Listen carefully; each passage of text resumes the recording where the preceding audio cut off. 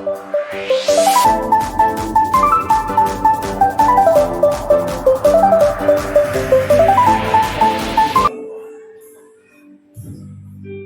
Bapa kami yang baik, Bapa kami dan Yesus Tuhan, kami mengucap syukur atas bangsa kami Indonesia yang Engkau karuniakan di mana kami tinggal, di mana kami ada.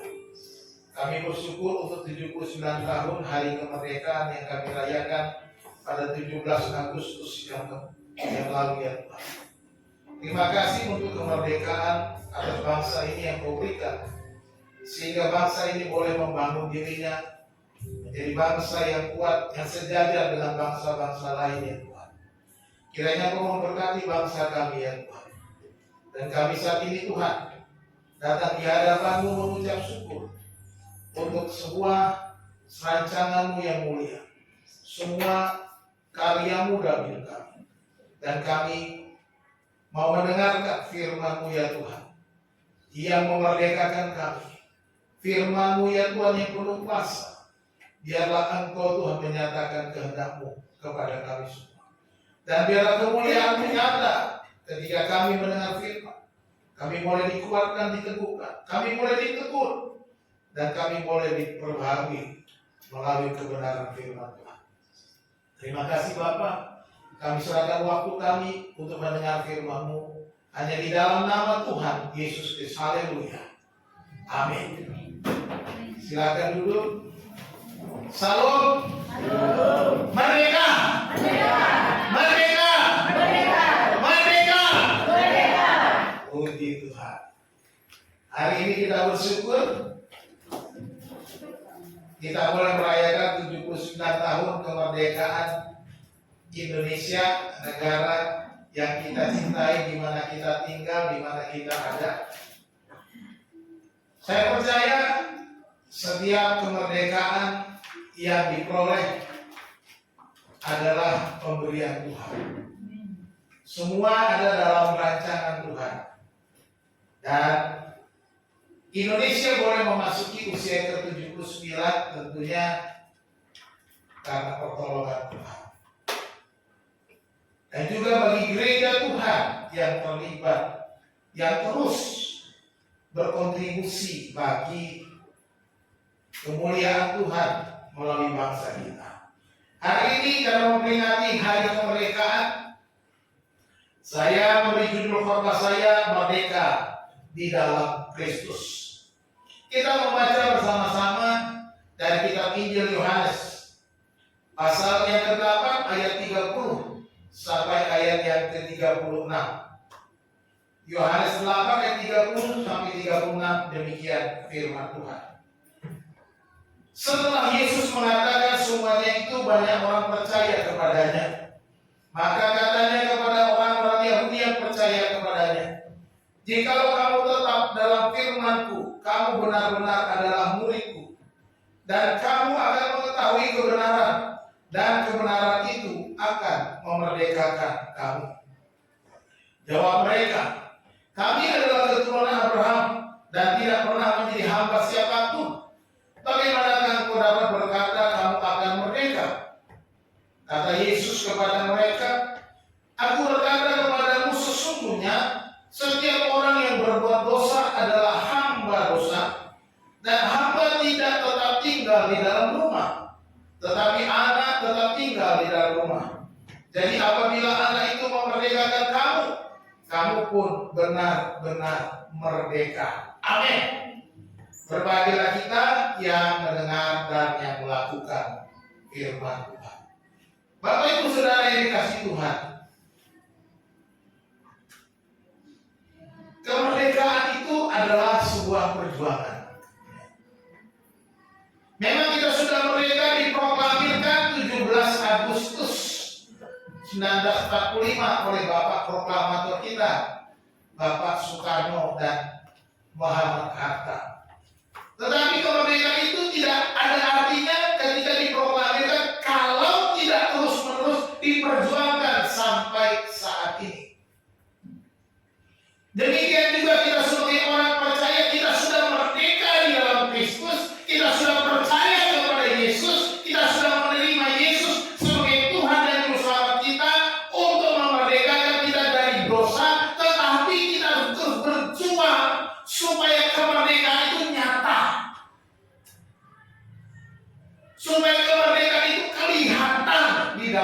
hidup kita. Jadi kemerdekaan itu adalah perjuangan yang dilakukan terus-menerus. Kemerdekaan Republik Indonesia direbut dengan darah dan air mata. Ya. Bagaimana para pahlawan berjuang, nenek moyang kita, leluhur kita. Mereka berjuang, mengorbankan nyawa, mengusir penjajahan. Demikian juga kita harus terus berjuang supaya kita benar-benar merdeka. Kita memang secara posisi sekarang sudah merdeka di dalam Yesus. Tetapi kemerdekaan yang sesungguhnya belum kita miliki, yaitu apa? Kemerdekaan di mana kita bebas dari segala dosa. Yaitu ketika kita bersama-sama dengan Yesus, tinggal bersama-sama dengan Dia selama-lamanya di dalam kerajaan surga. Itulah kemerdekaan yang sesungguhnya. Di mana kita lepas dari perbudakan.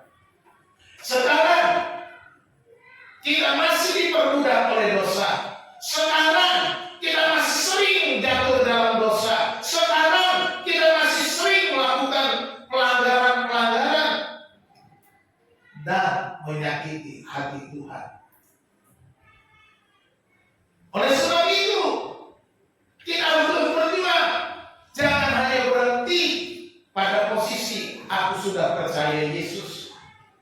Aku sudah diselamatkan oleh Yesus. Jadi kemerdekaan itu harus diraih dengan kesungguhan dan ketetapan hati kita. Tetapkan hati, sungguh-sungguh mau supaya ketika Yesus datang yang kedua kali, aku adalah bagian dari orang yang dipanggil. Bila namaku dipanggilku ada, bila bunyi sangkakala, bila bunyi sangkakala, bila bunyi sangkakala, bila bunyi sangkakala ku ada. Ketika sangkakala dibunyikan, Yesus datang kedua kali. Dia memanggil kita, menyebut nama kita. Dia membaca dalam kitab kehidupan. Ferdinand Satya Dharma Tamunan, masuklah dalam kerajaanku. Itulah yang memerdekakan kita selama-lamanya. Hidup kekal. Tekad harus ada. Jadi kemerdekaan itu adalah usaha terus-menerus di dalam kehidupan kita. Jangan berhenti hanya percaya Yesus. Kita harus terus berjuang. Amin. Bagaimanakah kita dapat merdeka secara rohani?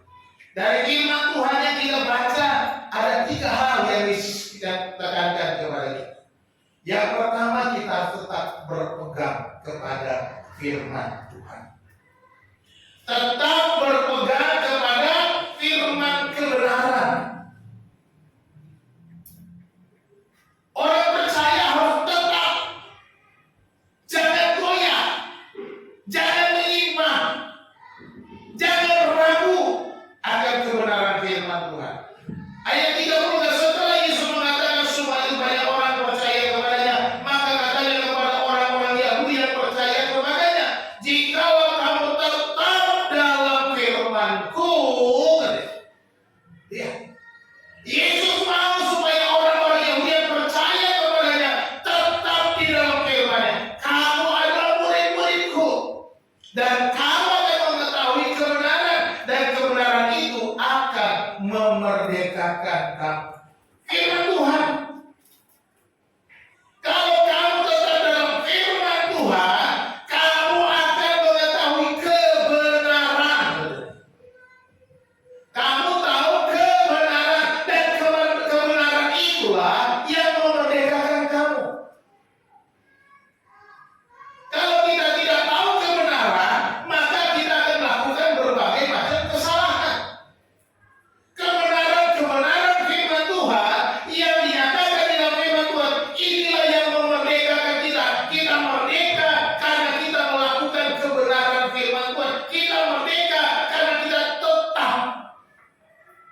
perhatikan itu. Tetap di dalam firman. Bukan yang lain. Bukan kata orang. Ayub ketika sudah ditegur oleh Tuhan, dia menyadari kesalahannya. Dia telah mendengar Tuhan berbicara, dewa, bukan kata orang lagi.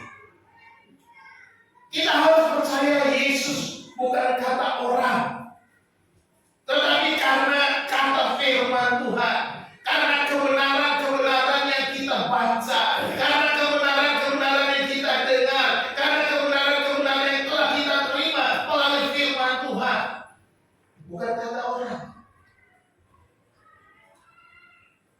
Di dalam hidup kita, dalam pekerjaan kita, dalam aktivitas kita, apa yang kita pegang?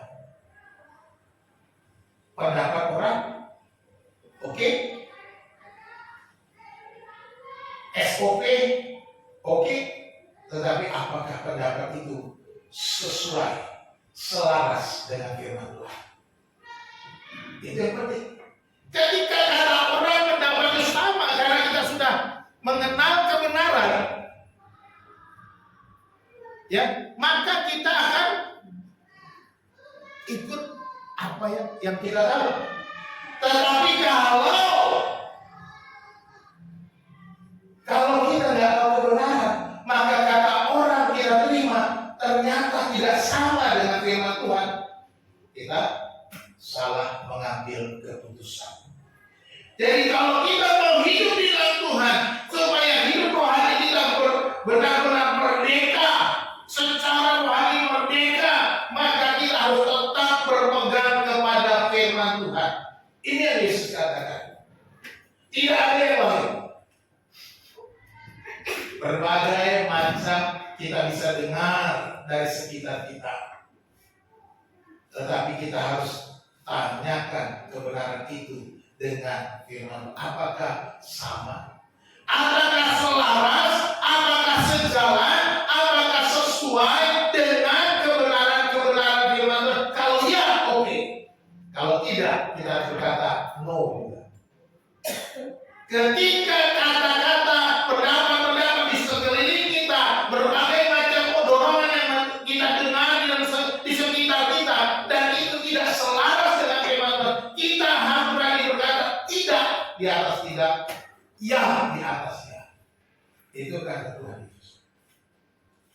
Jadi kalau mau merdeka secara rohani, pegang firman Tuhan.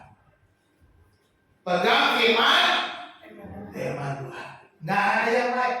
Ini patokan kita. Ini satu-satunya pedoman kita. Ya. Kalau di dalam berbangsa dan bernegara, kita punya namanya konstitusi, Undang-Undang Dasar 1945. Dalam bernegara, seluruh hukum harus sesuai dengan UUD 45. Harus sesuai. Kalau nggak salah, harusnya ditolak, kan gitu. Memang ada banyak peraturan pemerintah, peraturan di bawahnya itu peraturan gubernur, bupati, wali kota, peraturan camat, peraturan lurah, mungkin ada ya. Kadang-kadang peraturan itu bertentangan dengan UUD. Nah, ini harus kita pelajari dengan baik. Sekarang bangsa kita sedang memperbaiki supaya peraturan-peraturan itu tidak ada yang menyimpang dengan UUD dan Pancasila. Harus selaras. Kira-kira itu usaha pemerintah. Demikian juga sebagai orang percaya, kita harusnya baik-baik. Apapun itu harus selaras dengan firman Tuhan. Apapun kata orang, apapun pendapat orang, apapun yang saudara dengar, harus selaras dengan firman Tuhan. Jadi jangan mau ikut-ikutan. Jangan mau terpengaruh. Kalau kita terpengaruh ikutan yang salah hamba dosa, diperbudak oleh dosa. Itu sebabnya ketika orang Yahudi, Tuhan bagaimana engkau berkata kami sudah akan dimerdekakan Tuhan, kami keturunan Abraham, kami bukan hamba-hamba, bukan budak-budak, kami orang merdeka. Tapi kalau kamu dulu hamba dosa. Nah ini sering kali. Ketika kita mengikuti yang tidak berkenan kepada Tuhan, sama ketika kita menundukkan diri kita di bawah kuasa dosa, sama dengan kita berkata, aku hamba dosa, aku belum merdeka. Kalau kita masih dengan cara hidup yang lama, kita melakukan kehidupan kita, melakukan aktivitas kita, masih dengan cara-cara yang lama, maka kita hamba dosa, kita belum merdeka. Padahal kita bilang saya sudah percaya Yesus. Kita bilang saya sudah ikut Yesus. Kita bilang saya sudah merdeka dalam Yesus. Tetapi masih hidup lama. Masih suka yang lama. Masih cinta dosa. Masih cinta yang tidak berkenan kepada Tuhan. Masih diperbudak oleh dosa. Kalau sudah hidup dalam dosa, S-nya dibuang. Jadi apa? Doa bertobat, minta ampun sama Tuhan. Jadi jangan hidup dalam dosa, S-nya buang. Jadi tetap berpegang kepada firman Tuhan. Itu yang pertama. Dan yang kedua, ini yang tekankan lagi, menanggalkan hidup dalam dosa. Jawab mereka, kami adalah keturunan Abraham dan tidak pernah menjadi hamba siapapun, kata mereka. Bagaimana engkau dapat berkata kamu akan merdeka? Yesus berkata kepada mereka, kalau kamu tetap dalam firman-Ku dan kebenaran itu akan memerdekakan kamu. Kamu akan tahu kebenaran itu akan bagaimana Tuhan? Bagaimana Kau katakan kamu akan merdeka? Kami kan orang merdeka. Sama mungkin kita. Pak, bagaimana kau bilang kami ini tidak merdeka? Kami kan sudah dalam Yesus, sudah percaya Yesus. 34 kata Yesus kepada mereka, aku berkata kepadamu, sesungguhnya setiap orang yang berbuat dosa adalah hamba dosa. Jadi yang ditambahkan, harus dilepaskan. Kalau Rasul Paulus bilang menanggalkan bagian lama, yaitu manusia lama kita. Manusia lama kita yang selalu bikin kesalahan, bikin dosa di masa lalu, ditanggalkan, dilepaskan. Hidup di dalam Yesus itu supaya merdeka betul-betul secara rohani. Jadi kalau kita masih berbuat dosa, kita masih hamba dosa. Ya perhatikan, jangan lagi hidup di dalam dosa. Hidup di dalam dosa itu artinya apa? Hidup di dalam dosa itu artinya dia tinggal dan maunya bikin dosa. Itu hidup di dalam dosa. Senangnya bikin dosa. Setiap hari langkahnya dosa, perbuatannya dosa, pikirannya dosa, perkataannya dosa, dan disukai hanya dosa. Itu namanya hidup di dalam dosa. Nah ini yang ditambahkan teman-teman, kamu harus menanggalkan dosa, karena setiap orang yang berbuat dosa adalah hamba dosa. Dia diperbudak oleh dosa, dia diperbudak oleh perbuatan lama yang kedagingannya. Jangan lagi. Kalau kita sudah bilang saya percaya Yesus, saya beriman kepada Yesus, saya sudah diselamatkan oleh Yesus, dosaku sudah ditebus, jangan lagi hidup dalam dosa. Dosaku sudah dibayar oleh Yesus di kayu salib, betul. Tapi jangan lagi bikin lagi. Itu sama saja kita masih mau diperbudak oleh dosa. Sama saja kita menjadi hamba dosa, menjadi hamba, menjadi budak, sama dengan orang yang tidak merdeka. Itu gambarannya. Kalau zaman dulu namanya hamba itu bukan orang merdekanya, dibedakan antara budak dengan anak. Nah gitu. Anak itu orang merdeka, hamba itu adalah seorang yang belum merdeka karena di bawah kuasa tuannya. Gitu. Ada di bawah kuasa tuannya. Itu budak atau hamba-hamba. Jadi orang yang berbuat dosa itu artinya kita sedang menyerahkan diri kita di bawah kuasa dosa, di bawah budak dosa, diperintah oleh dosa, dikendalikan oleh dosa, sama dengan dijajah oleh dosa. Kita harus lepaskan diri dari itu. Kita harus lepaskan dengan menanggalkan semuanya. Ini yang Yesus katakan, jangan lagi menjadi hamba dosa. Jangan lagi menjadi budak dosa yang dikendalikan, diatur oleh dosa, diperintah oleh dosa, dikuasai oleh dosa. Dosalah yang mengatur kehidupannya. Jangan lagi. Jadi kita harus menanggalkan dosa-dosa kita. Jangan lagi hidup dengan gaya hidup yang lama. Jangan lagi dengan cara-cara duniawi. Kalau orang dunia ini melakukan dosa itu biasa, seolah-olah tidak ada masalah, kita menjadi masalah. Ya. Kalau orang dunia ini bikin dosa itu sesuatu yang lumrah, bagi kita berbahaya. Tidak boleh.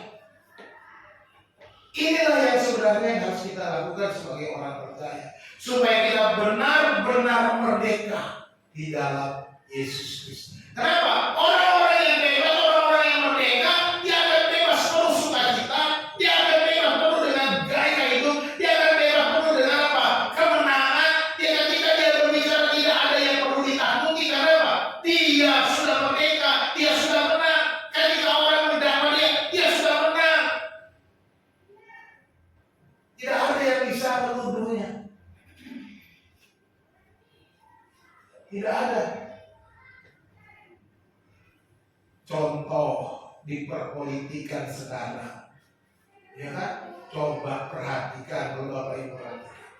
Orang-orang yang berani korupsi ketakutan. Kenapa? Mereka sedang diperbudak oleh kesalahan dosanya. Ketakutan nggak bisa merdeka. Mau ber-AIUNO dan lain sebagainya, mereka pikir-pikir lagi karena kalau aku melawan, aku dianggap. Kalau aku pura-pura baik saja lah kesana kemari. Nggak merdeka dia. Itu kan hasilnya. Orang yang korupsi itu contohnya. Nggak bisa tenang hidupnya karena dia sudah ada di bawah kendali, diatur, ada yang mengendalikan dia. Lu macam-macam sama gue, awas nih. Gue bongkar nih. Ketakutan dia. Tetapi kalau dia hidupnya benar, sebagai pemimpin yang baik, dia melakukan kebenaran, tidak melakukan pelanggaran, tidak korupsi. Ketika ada orang mau bicara apa, buktikan saja. Dia merdeka, dia berani. Hidupnya plong, hidupnya bebas, hidupnya tidak ada tekanan. Kenapa? Karena dia hidup benar. Dia bisa ngomong dengan tegas. Karena apa? Tidak ada yang menekan dia. Tidak ada cara orang apapun yang bisa menjatuhkannya. Tanggalkan semua dosa supaya kita bisa merdeka. Jangan sampai kita justru ditekan oleh dosa. Yang ketiga, kita harus tetap tinggal di dalam Kristus Yesus. Kita harus tetap tinggal di dalam siapa? Tadi kita tetap tinggal di dalam firman-Nya. Kita harus tanggalkan dosa dan Yesus katakan kamu harus tetap tinggal di dalam Aku. Dan hamba tidak tetap tinggal dalam rumah, tetapi anak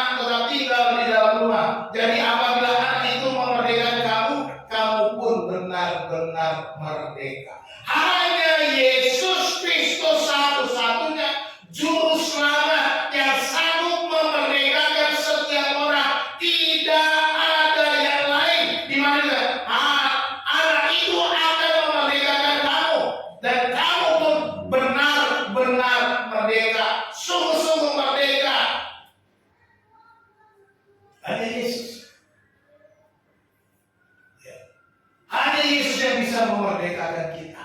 Nggak ada yang lain. Mungkin ada orang berkata, ya saya bisa menolong kamu kalau merdeka. Oke. Tapi tidak bersifat kekal. Yesus satu-satunya pribadi orang yang bisa memerdekakan kita selama-lamanya, kekal selama-lamanya. Kemerdekaan yang sejati di dalam Yesus Kristus. Tidak ada yang lain. Terlebih kemerdekaan kekal, di mana kita akan memiliki hidup merdeka, hidup kekal di dalam kerajaan Bapa Surgawi. Amin. Hanya Yesus satu-satunya jalan. Apa yang jalan kebenaran ini dan hidup, tak seorang pun dapat datang kepada Bapa kalau tidak melalui aku.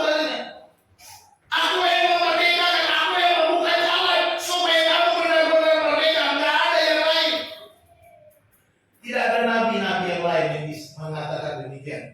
Tidak ada nabi yang berani berkata satu-satunya jalan. Tidak ada nabi yang berkata bahwa dia akan bisa membawa orang ke surga. Hanya Yesus yang bisa bilang dia akan membawa kita ke surga, ke rumah Bapa. Saya percaya kalau saudara belum pernah pergi ke kota Solo, yang belum pernah, saudara minta tolong sama Ibu Is ngantarkan ke Solo, pasti nyampe Solo. Karena Bu Is berasal dari Solo. Ya, pasti itu. Tapi ongkosin Bu Isnya. Jangan diajak tapi nggak diongkosin, ya. Demikian juga. Karena apa? Yesus datang dari surga, turun ke dunia supaya kita bisa dibawa ke surga. Karena dia tahu jalan. Aku tahu jalan ke situ. Satu-satunya tahu jalan. Nggak ada lagi yang lain. Kalau saya nggak tahu jalan ke surga, saya hanya bilang kalau mau jalan ikut Yesus seperti saya ikut Yesus, itu aja cukup. Itu jalan ke surga. Itulah yang memerdekakan kita.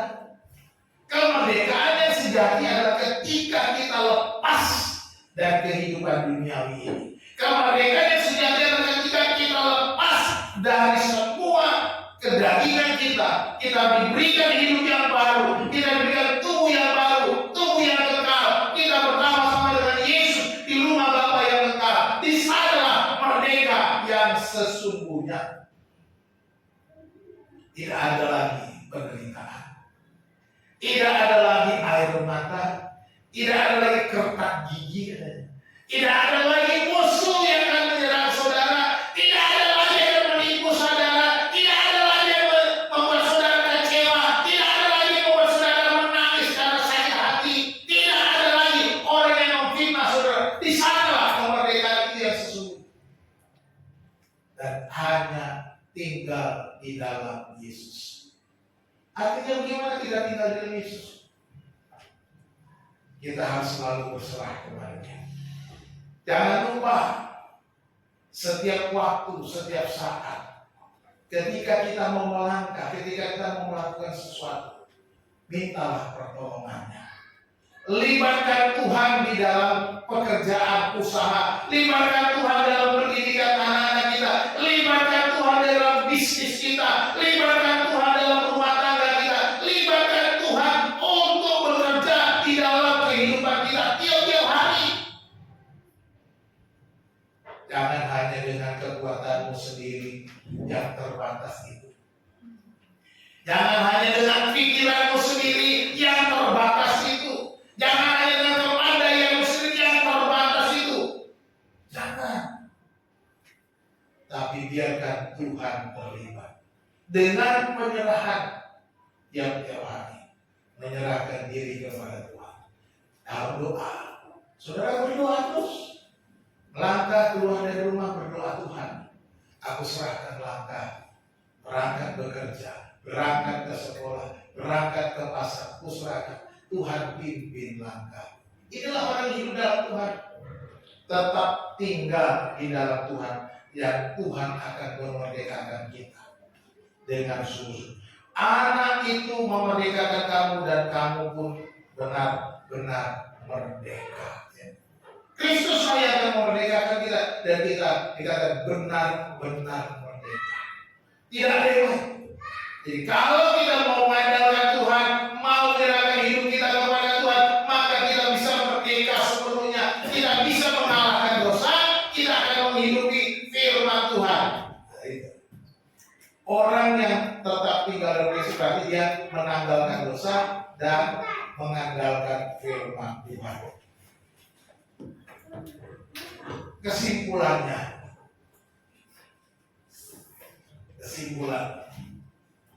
yang kita pelajari hari ini bahwa kemerdekaan harus diperjuangkan terus-menerus di dalam hidup kita.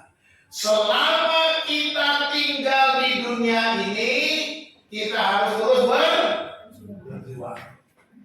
Jangan puas duduk manis. Oh, sudah selamat, sekali selamat, tetap selamat. Ya kan, sekali horas tetap horas. Kalau orang Jawa kan sih selamat tetap selamat dia. Ya kan? Tapi harus berjuang. Jangan sampai kita lupa. Yang kedua, kita belajar hari ini dosa akan memperbudak orang yang tidak berpegang kepada firman Tuhan dan Kristus. Ingat baik-baik. Orang yang tidak pegang firman Tuhan, orang yang tidak mengandalkan Kristus akan diperbudak oleh dosa. Itu saja konsekuensinya.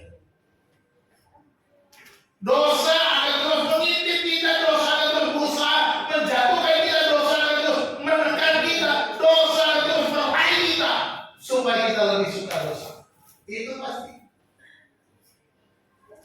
Karena kita hidup dengan kedagingan kita yang sekarang ini, daging yang fana, daging yang mudah jatuh ini.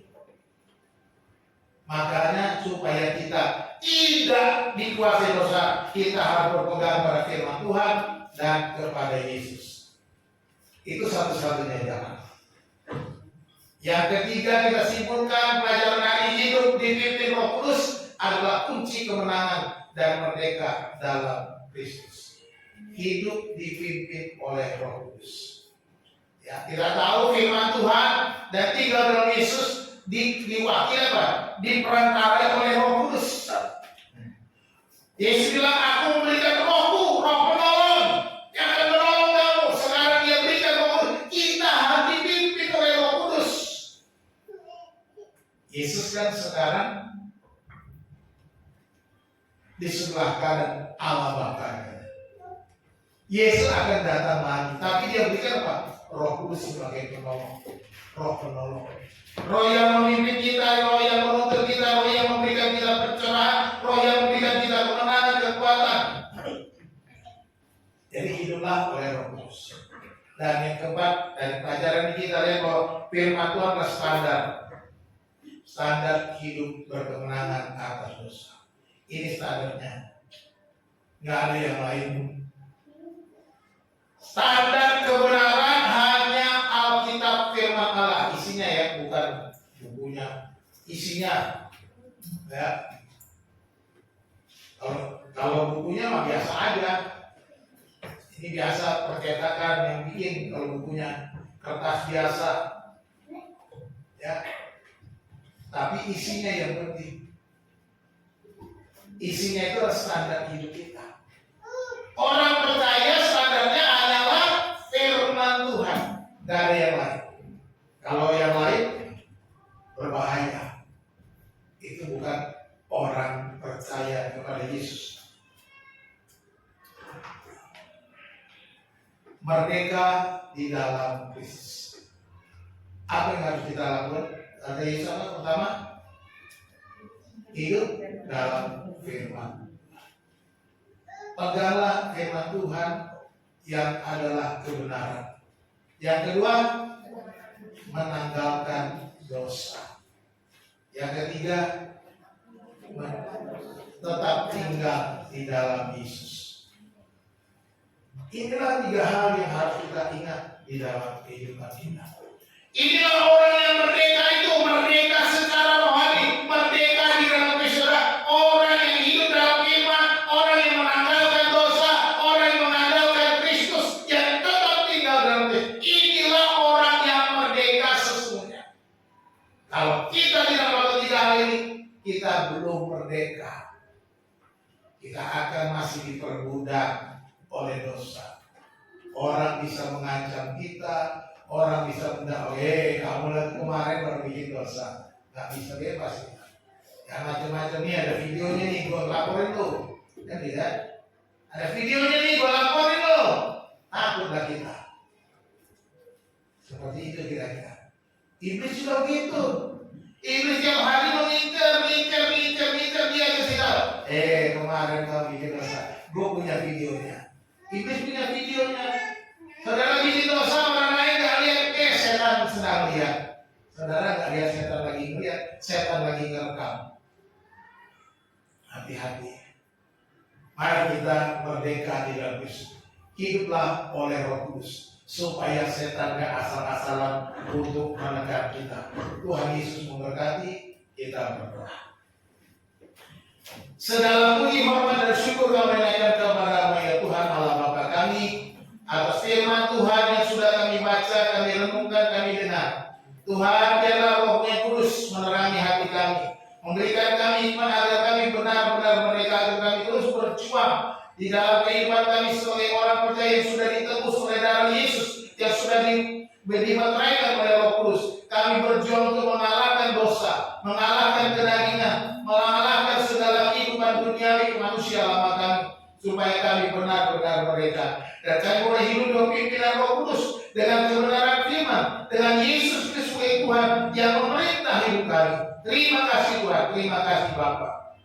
Bapa yang baik, hamba-Mu berbicara ya Bapa. Roh Kudus biarlah Engkau terus berbicara kepada kami tiap-tiap hari, setiap langkah kami, di setiap denyut nadi kami. Biarlah Roh Kudus Engkau terus mengingatkan kami, supaya kami menanggalkan dosa kami. Terima kasih Tuhan, terima kasih. Kami mengucap syukur dan menaikkan doa kami hanya di dalam nama Tuhan Yesus